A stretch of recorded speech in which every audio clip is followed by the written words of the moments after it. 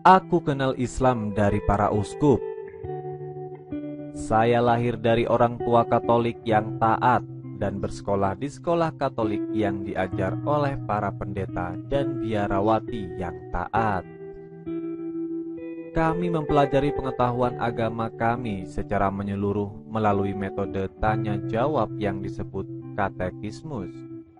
Ini terdiri dari 499 pertanyaan yang kami hafal, 499 jawaban yang dipikirkan dengan matang, kata demi kata. Katekismus kami membahas semua aspek iman, moralitas dan doa. Kami menghadiri misa setiap hari Minggu dan pada 7 hari libur khusus tahunan lainnya. Setiap hari di rumah kami berdoa rosario, renungan tentang 15 peristiwa terpenting dalam hidup Yesus dan ibunya Maria. Kami sangat mencintai orang tua kami, guru kami, dan agama kami. Kami memiliki masa kecil yang bahagia. Ketika saya masih remaja, ada pertemuan semua uskup Katolik dunia, sekitar 2.500 diantaranya di Roma. Usai pertemuan, mereka menerbitkan sebuah buku yang antara lain mengatakan, gereja menghormati juga umat Islam. Mereka memuja satu Tuhan yang hidup dan hidup di dalam dirinya, penyayang dan maha kuasa, pencipta langit dan bumi, yang telah berbicara kepada manusia. Mereka bersusah payah untuk tunduk dengan sepenuh hati, bahkan pada ketetapannya yang tidak dapat dipahami, seperti halnya Ibrahim, yang dengannya iman Islam senang menghubungkan dirinya tunduk pada Tuhan. Meskipun mereka tidak mengakui Yesus sebagai Tuhan, mereka memuja Dia sebagai seorang nabi. Mereka juga menghormati Maria, Bunda Perawan. Kadang-kadang mereka bahkan memanggilnya dengan pengabdian. Selain itu, mereka menunggu hari penghakiman ketika Tuhan akan memberikan gurun mereka kepada semua orang yang telah dibangkitkan dari kematian. Akhirnya, mereka menghargai kehidupan moral dan menyembah Tuhan terutama melalui doa, sedekah, dan puasa. Karena selama berabad-abad tidak sedikit pertengkaran dan permusuhan telah muncul antara Kristen dan Muslim.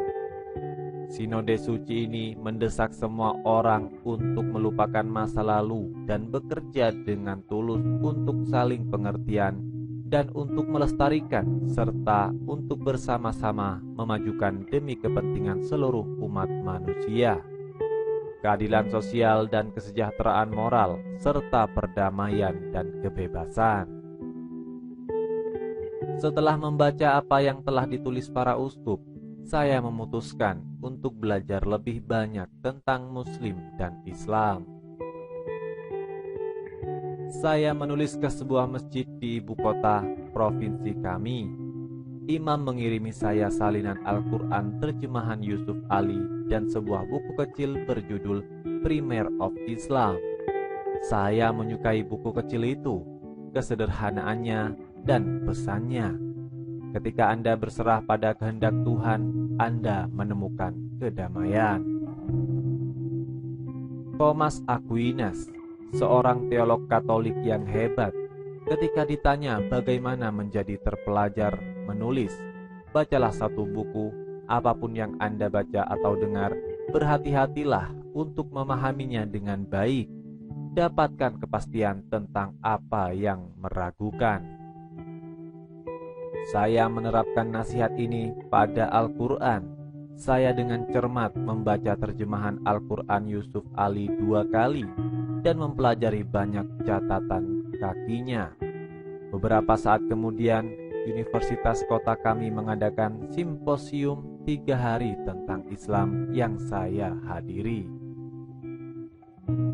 Pembicara utama sangat cerdas, pandai bicara, dan lembut. Segala sesuatu yang ditulis para uskup tentang Muslim tampaknya sesuai dengan apa yang saya baca dan dengar. Saya mulai menghadiri pelajaran bahasa Arab dan Islam mingguan yang ditawarkan oleh Muslim lokal. Kepala sekolahnya sangat cerdas, seorang profesor teknik elektro universitas. Saya mengajukan banyak pertanyaan kepadanya dan dia menjawab semuanya dengan wawasan, kesabaran, dan kejelasan yang luar biasa.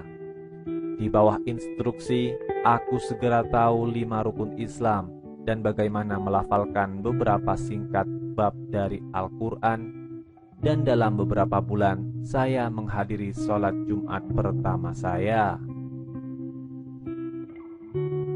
Saya menghadiri sholat Jumat secara teratur di universitas dan mendapatkan teman baru dari banyak negara.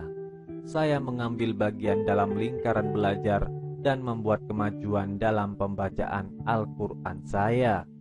Saya berdoa sholat 5 waktu dan menemukan kegembiraan besar dalam rutinitas baru dalam hidup saya. Ramadan tiba dan saya menikmati puasa dan menghadiri sholat tarawih. Ketika saya melihat bulan sabit yang indah dan planet bersinar di langit pada Idul Fitri, hati saya melonjak dengan sukacita dan saya bersyukur kepada Tuhan atas bantuan seperti yang telah Dia berikan kepada saya.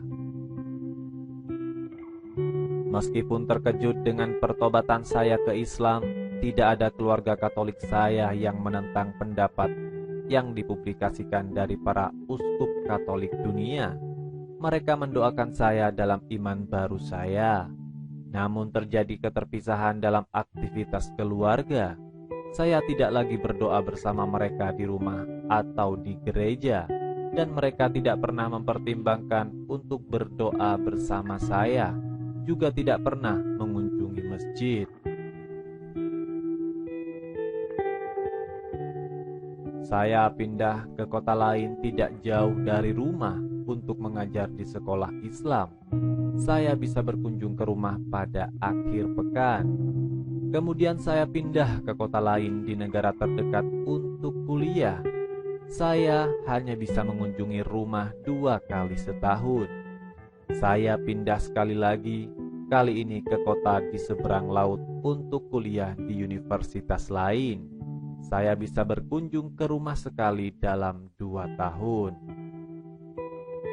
Tahun-tahun telah berlalu dan saya sekarang mengajar di sebuah sekolah yang jauh dari negara saya, jauh dari teman-teman lama dan keluarga. Alam mentah di sini, matahari, bulan, dan bintang terbit dan terbenam, dan musim datang dan pergi sesuai urutannya.